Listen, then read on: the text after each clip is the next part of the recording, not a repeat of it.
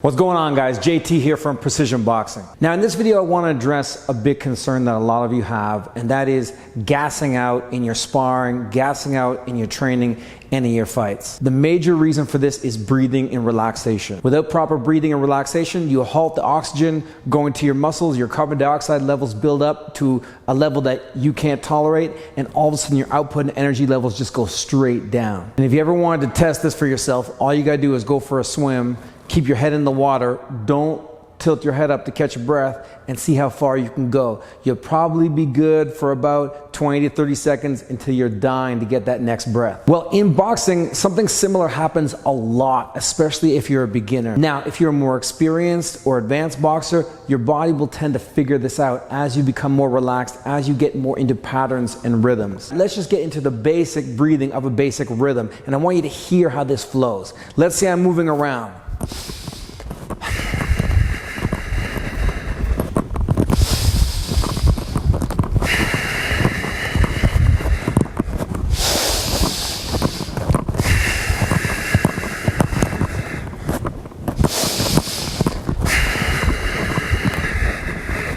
Okay, now I exaggerated it there so that you could hear it, but you see how it works? It's just like running.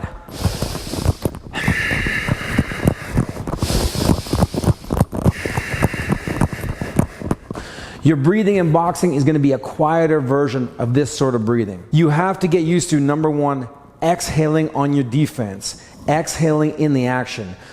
When you get out and when you escape is when you catch your breath. The punches come, and then I catch my breath when I'm out. Now, if I have to stay in the pocket, I will wait till my opponent stops punching. I may clinch, and there's my breath. Or I wait, and I take a quick breath in. If I'm in the pocket, the breath has to be quick. If I get out, I can take a more relaxed breath. The key really is that the breath has to stay flowing.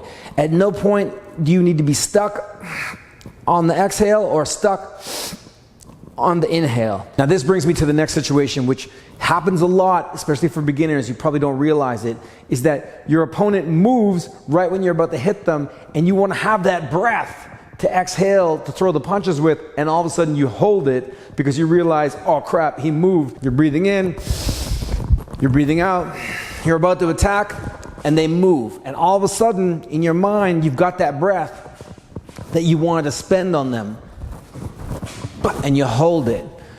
And you have to learn to let it go. You have to learn to let your breath keep going even when the situation changes. Let's be clear about one thing. Inhalation is not the problem, it's exhalation. If you forget to exhale, you won't inhale. Your body already automatically knows to inhale once all the air is out. It's up to you. Your job is to exhale. The final situation where holding your breath happens a lot is when you have that breath that you want to exhale with your punches, the rhythm that you're all taught, breathing out on your punches. And before you launch your attack, they attack back at you, which brings you back to situation number one, holding your breath on your defense. I'm moving, I'm about to go, and they attack me. And that stops my breath. It stops my rhythm. So this is the other part where defense and relaxation, continuation of your breath works in your defense.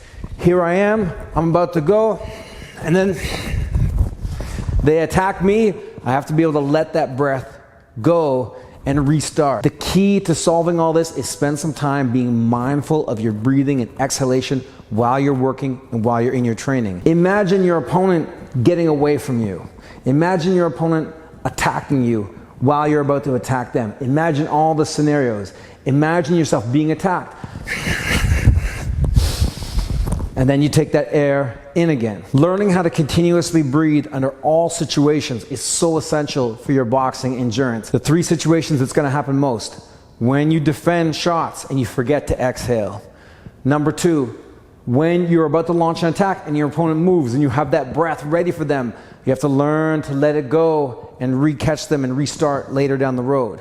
Or number three is when you're about to attack, you have that breath ready for them, and then they attack you. Now, when I say to have that breath ready for them, this is sort of a subconscious thing that's happening. I'm not saying that you're actually going up and then holding it and waiting. You are actually just in your own rhythm. And you're about to go with your exhalation, or you've just inhaled and you're about to go on your exhale. You're in your rhythm. You're about to go, and before you complete your attack, throw your punches, they either move or they throw at you. Especially if you're a beginner, you're not going to be aware of it. You're not going to be aware of what's happening with your breathing because you're so busy worrying about your offense and the opponent and dealing with punches coming at you that it's really hard to be aware of all these three things at the same time. But as a beginner, you really are probably going to struggle with this, and I don't want you to spend so much time and hard work and frustration trying to figure it out. All right, guys, breathing is so important for your speed, power, endurance in boxing. The key is to stay in your natural rhythm. But boxing isn't a natural experience. It's not like walking or just going for a run. There are a lot of disruptions. So what you have to do is you have to maintain that flow in the midst of the disruptions. When you're punching, you're exhaling, you have to continue with the flow. The opponent moves, you have to continue with the flow. Pay attention to your breathing when you're shadow boxing, when you're on the bag, and then in your sparring, start to pay attention a little bit more. Even for a few seconds at a time, create a little reset for yourself. And that's going to go a long way to helping you with your overall endurance and everything that's entailed in your boxing. Now listen, guys, don't forget to jab that subscribe button, throw a right hand, a lead hook, whatever it takes to hit that subscribe button. I really hope you appreciate this video, and I want to hear about how this works for you after giving it a go a few times in training. Thanks for watching. Peace.